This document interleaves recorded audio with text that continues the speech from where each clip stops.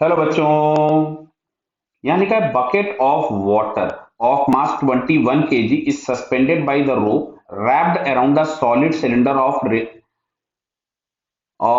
cylinder 2 metre in diameter. बेटा बहुत ध्यान से, सबसे पहले मैं यहाँ आर लिख दूं, नहीं गड़बड़ हो जाएगा।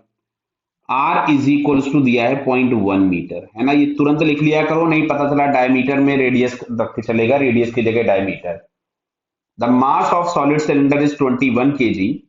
The bucket is released from rest, then which of the following statement or statements are correct? Clear है? तो सबसे पहले देखिए, यहाँ पे हम लोग एक सिलेंडर बना लेते हैं जिसका क्रॉस सेक्शन व्यू बना लेते हैं और एक बकेट बना लेते हैं। क्लियर?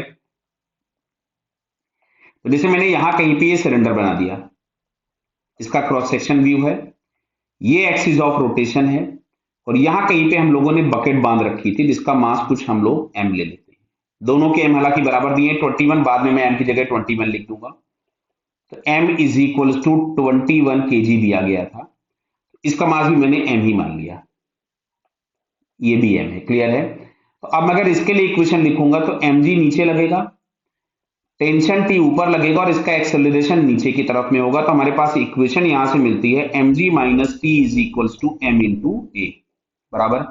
चलिए साहब, पुली का फ्री बॉडी डायग्राम या सिलेंडर का फ्री बॉडी डायग्राम बनाते हैं। तो इसका mg नीचे है, यहां से कोई एक नॉर्मल ऊपर लग रहा होगा और एक टेंशन टी लग रहा है नीचे की तरफ में, और इसका रोटेशन इधर की तरफ में है। तो यहाँ पे टॉर्क प्रोवाइडर के नाम पे केवल और केवल आपको टेंशन मिलेगा। तो यहां से अगर हम लोग इक्वेशन लिखें दूसरी, तो हमको मिलेगा टी इंटू आर बराबर आई इंटू अल्फा। आप ध्यान से सुनना, इसका अगर एंगुलर एक्सेलरेशन अल्फा है तो ये जो पॉइंट होगा, ये जो टेंजेंट पे यहाँ पे पॉइंट है, क्या इसका जो टेंजेंशियल एक्सेलरेशन होगा, क्या मैं उसको आर अल्फा लिखूं और ये टेंजेंशियल एक्सेलरेशन इस ए के बराबर है, यानी मैं अल्फा की जगह पे लिख सकता था ए बाई आर। क्लियर है बेटा? तो यहां से मेरे पास मिलेगा टी इंटू आर बराबर आई, आई की जगह मैंने लिख दिया M R square by two और अल्फा की जगह मैंने लिख दिया ए बाई।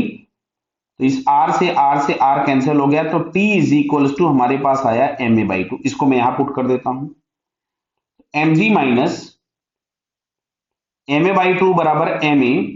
तो यहां से हमारे पास आ रहा है M G is equal to 3 ma/2।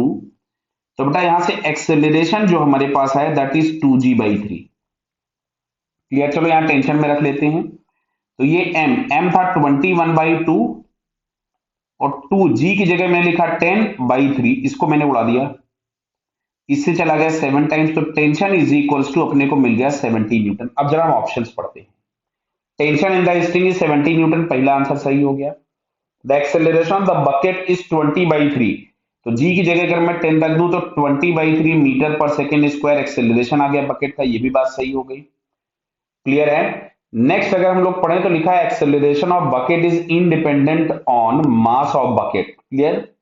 Independent on mass of bucket बराबर, देखो इसमें दिख रहा है क्या, एम से एम तो कैंसिल हो जा रहा है, खैर ठीक है।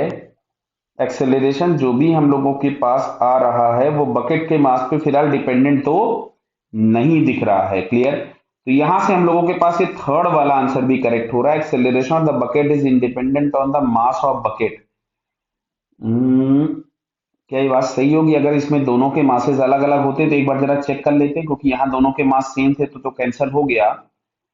अगर मैं इसको बकेट के मास को अलग ले लूं, मान लेते हैं थोड़ी देर के लिए, चलो कैलकुलेशन करके देखना पड़ेगा कि इसके मास को हमने मान लिया चलो कैपिटल एम है, ठीक है। तो ये जो टेंशन आता वो capital M A by two आता। क्लियर? तो इस टेंशन को अगर मैं यहां प्लेस करता तो एक capital M A by two आता, इसको उधर ले जाते तो एक्सेलरेशन में आपके पास स्मॉल एम का फैक्टर आता। क्लियर? तो acceleration of the bucket is independent on mass of the bucket. इस क्वेश्चन में तो वो खैर इंडिपेंडेंट दिख रहा है आपको, क्योंकि सारे एम कैंसिल होते हुए दिख रहे हैं, बट एक्चुअली तो मास पे डिपेंडेंट होगा। बट अगर वो इस क्वेश्चन के ही रेफरेंस में पूछ रहे हैं जिसमें दोनों के मासेस बराबर हैं, तो ये वाली बात भी हमारे पास क्या होगी, सही हो जाएगी। तो फिलहाल इसका आंसर हम लोगों के पास इस क्वेश्चन मिलेगा first, second and third. Clear है क्या? ओके बेटा, ऑल द बेस्ट।